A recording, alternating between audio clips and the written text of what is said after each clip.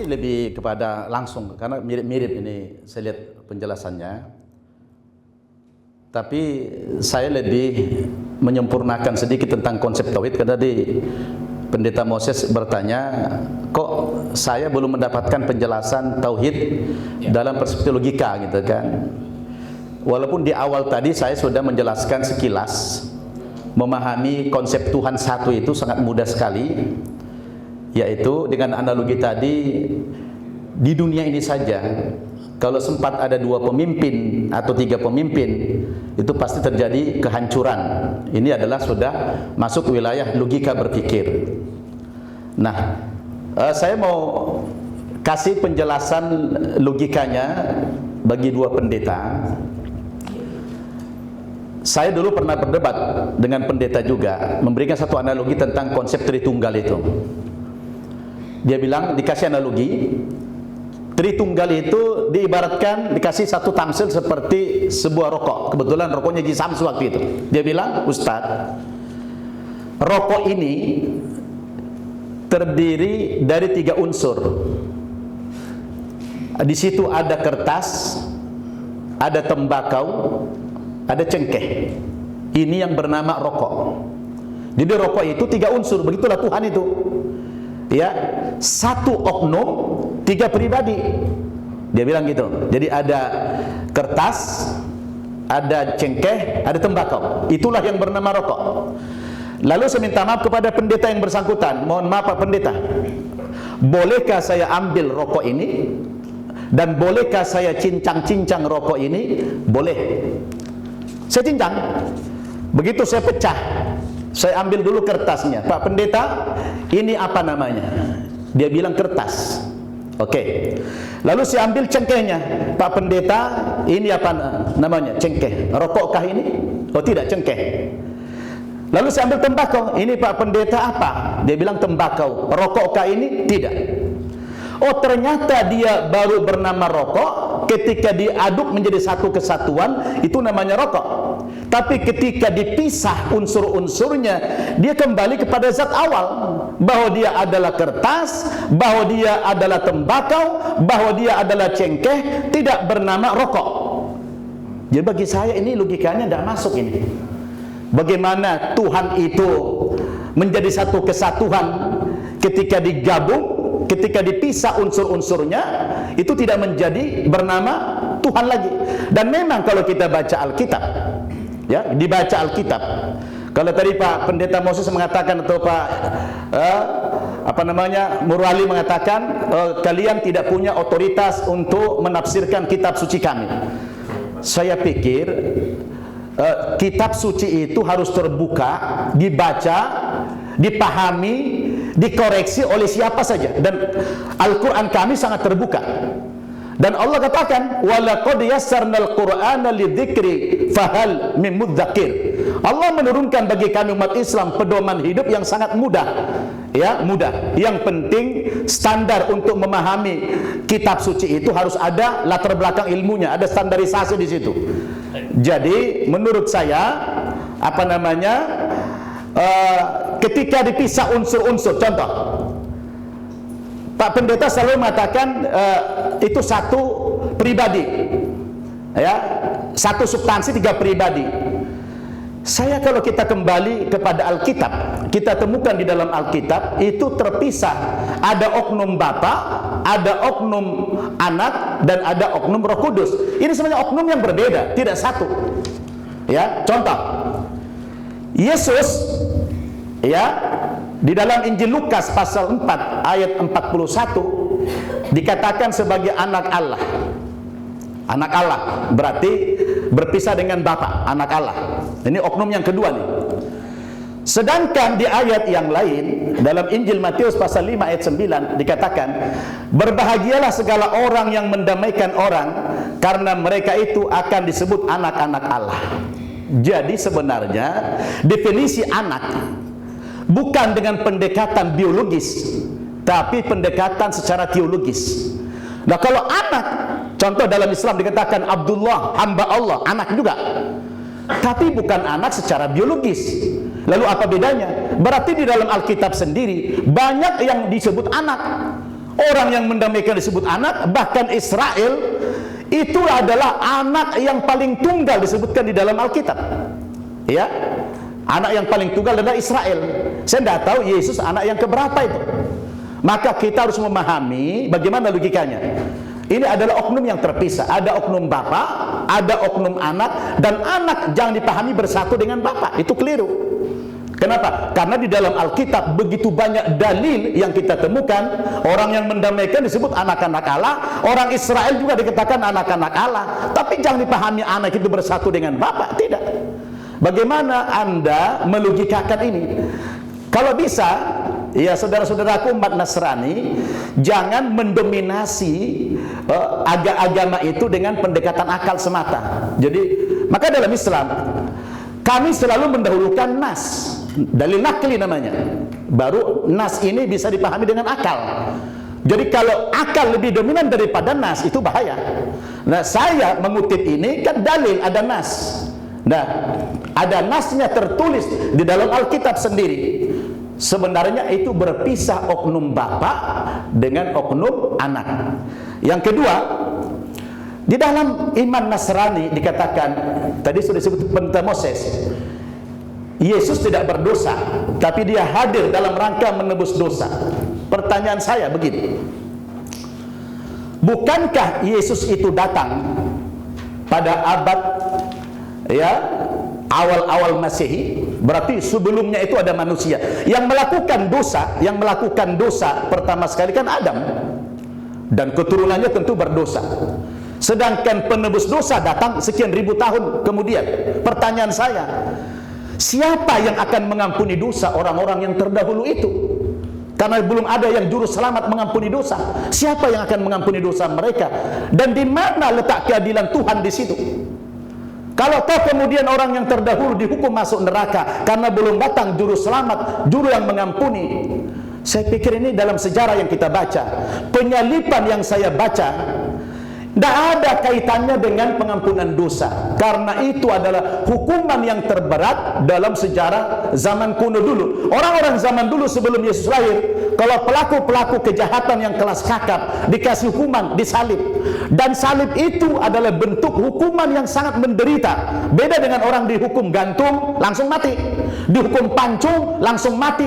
Dihukum pakai listrik, langsung mati. Ditembak, langsung mati. Sedangkan penyalipan ini adalah bentuk penyiksaan yang sangat mengerikan sekali. Tidak langsung mati, dia dipaku dulu. Lalu ada pertanyaan yang menarik, tolong dijawab nanti Pak Pendeta. Itu kan Yesus ketika disalib, ada dua orang di kanan kirinya. Kebetulan saya sudah 2 kali berangkat ke Yerusalem. Saya sudah berangkat ke Bukit Golgota. Di kanan kiri Yesus ada 2 orang yang disalib, penyamun, pelaku kejahatan dulu. Kalau konsep penyalipan itu dalam rangka menebus dosa manusia, pertanyaan saya, 2 orang yang disalib terdahulu itu menebus dosa siapa? Kalau ada hubungkan penyalipan dalam rangka menebus dosa manusia. Jadi ini bagaimana kita melogikakan ini? Jadi kita tidak boleh lari dari teks juga. Itu ada teksnya. Sebagaimana Prof. Egy tadi mengatakan, sejarah Tritunggal itu kan datang kapan? Abad ke-4 Masehi. Ketika terjadi Konsili Nisea tahun 325 Masehi dan diperkuat oleh Kaisar Konstantinopel tahun 381 Masehi. Artinya sebelum itu tidak dikenal konsep Tritunggal itu. Bagaimana ada Tuhan, konsepnya tidak konsisten? Ini kan bahaya ini. Semestinya yang namanya Tuhan itu tidak berubah-ubah. Dari sejak manusia pertama, Adam, sudah harus begitulah konsep Tuhan. Kalau berubah-ubah itu bagaimana? Cukup, terima kasih. Ya. Terima kasih. Terima kasih. Tolong nyalakan mic-nya. Ya baik, sebetulnya itu yang moderator sampaikan hanya yang di bagian terakhir. Tetapi saya mau menanggapi di bagian yang pertama. Tadi yang banyak bicara mengenai Trinitas dan juga menyinggung yang saya katakan ilegal itu menafsir Alkitab tanpa keahlian atau tanpa ilmu ya untuk menafsir satu teks. Nah yang pertama-tama begini, masalah analogi tadi, Pak Nababan berhadapan dengan pendeta yang tidak belajar. Ya seperti itulah. Masa Allah seperti rokok. Rokok itu bahkan lebih hina dari manusia. Manusia lebih mulia daripada rokok benda mati. Jadi kalau Allah dianalogikan, diilustrasikan dengan rokok, ini maaf, inilah pendeta yang bagi saya itu mengilustrasikan dengan cara yang sangat bodoh. Ya, jadi Allah itu tidak sama dengan rokok. Karena ketika rokok Anda lepaskan semua, cengkeh toh itu rokok enggak? Cengkehnya saja rokok enggak? Kan bukan. Ya, dalam Trinitas itu Bapa adalah Allah sepenuhnya, Sang Firman Logos yaitu Yesus Kristus Allah sepenuhnya, dan Roh Kudus adalah Allah sepenuhnya. Jadi ilustrasi rokok tidak masuk di sana. Makanya karena tidak ada ilustrasi analogi apapun untuk menggambarkan Trinitas, maka saya hanya berbicara prinsip unity and diversity yang saya katakan itu niscaya di mana-mana Anda tidak bisa sangkal itu. Maka saya menantang di sini, buktikan di mana satu eksistensi yang nol putul dan tidak ada kejamakan apa-apa, tidak ada. Jadi kita berbicara manusia, berbicara laptop, berbicara keilmuan apa saja, bahkan istilah universitas, bahkan kita berbicara konsep mengenai Allah dan pikiran kita yang terbatas, kita tidak pernah lepas daripada prinsip unity dan diversity, seperti itu. Jadi ilustrasi loko tadi itu jelas sudah masuk itu ya. Itu, saya jawab dulu Pak. Saya jawab pertanyaan ini Pak, bukan sedang bertanya. Ya, Bapak, ini waktu saya dulu. Saya menjawab. Nanti kalau waktu Anda silakan jawab tantangan saya. Ya. Jadi itu yang pertama ya. Lalu yang kedua, masalah ilegal tadi. Kenapa saya katakan ilegal? Kalau mau mempelajari Alkitab dengan sungguh-sungguh, pertama-tama presuposisinya adalah Anda percaya bahwa yang saudara pelajari itu benar. Artinya benar dalam pengertian dapat dipelajari. Kalau sesuatu yang Anda mau pelajari itu Anda sangkal ini palsu, ini tambal sulam, ini tidak benar, lalu yang Anda mau pelajari apanya? Sebentar ya, saya pikir mau menanggapi. Ya, jadi yang mau Anda pelajari itu apa? Kalau kita tidak mempercayai sesuatu, kita pelajari apanya? Itu pertama, presuposisinya saya percaya bahwa saya bisa belajar dari Alkitab, itu pertama. Kedua, ada keilmuannya yang saya katakan tadi itu ilmu hermeneutik atau the art of interpretation. Semua ilmu hukum ada interpretasinya sendiri. Saya bukan ahli hukum, tidak boleh saya secara ngawur masuk karena hukum, berbicara hukum karena saya bukan ahlinya di sana. Ya, seperti itu ya. Jadi ada keilmuannya Pak. Nah, maka itu yang saya katakan tadi. Bapak berdua mempelajari teologi, mempelajari Alkitab, mempelajari tentang studi-studi dalam kitab suci, kitab per kitab, bahasa aslinya dan lain sebagainya. Termasuk ilmu dogmatikanya, bagaimana nanti melihat kesatuan tafsiran seluruh Alkitab. Itu dari mana? Itu yang saya bilang tadi ilegal Pak. Ilegal. Sama juga saya bukan ahli Quran. Saya masuk ke Quran Anda lalu memberi tafsiran secara bebas begitu, lalu saya mengatakan ini seandainya saja ya, lalu saya berkata ini banyak salahnya ini ya, lalu saya tidak ngerti apa-apa. Ini kan kacau Pak ya, itu maksudnya Pak ya. Saya pikir itu mungkin Pak Moses masih ada waktu berapa? Masih ada waktu 5 menit. Oh, mungkin saya lanjut sedikit ya. Itu tafsiran Anda sebagai yang bukan ahli biblika, yang bukan ahli Alkitab. Tapi penelitian Alkitab yang sungguh-sungguh ya, di mana dikatakan Allah itu echad, lalu kemudian nanti muncul Yohanes 1 ayat 1 dikatakan pada mulanya adalah firman, firman itu bersama-sama dengan Allah dan firman itu adalah Allah. Ya, dalam pengertian satu substansi, satu hakikat, Anda tidak bisa berbicara tentang keterpisahan di sana. Mungkin Anda membayangkan waktu Yesus mengambil natur manusia, kemanusiaannya itu terlihat di bumi. Memang kemanusiaannya terbatas, tapi itu tidak berarti antara kealahan Yesus dengan kealahan Yesus dengan kealahan Allah Bapa, dengan kealahan Roh Kudus itu terpisah. Di dalam domainnya Allah kita berbicara yang tidak terbatas. Bapa tidak terbatas, Anak tidak terbatas, Roh Kudus tidak terbatas. Di dalam domain tidak terbatas semacam ini, ya, yang sifatnya unlimited seperti ini, kita tidak bisa membayangkan batasan apapun. Maka dalam hal ini tidak ada batasan antara Bapa, Putra, dan Roh Kudus. Ketiganya Maha Kuasa, ketiganya tidak terbatas. Satu hakikat. Ya, silakan Pak. Baik, salah satu tadi ditanyakan adalah mengenai salib, bahwa dalam konteks sejarah bahwa salib itu diidentikan sebagai bentuk kejahatan. Tapi menurut saya Ustadz Nababan harus kembali ke Alkitab. Pertanyaannya, kenapa Yesus disalib?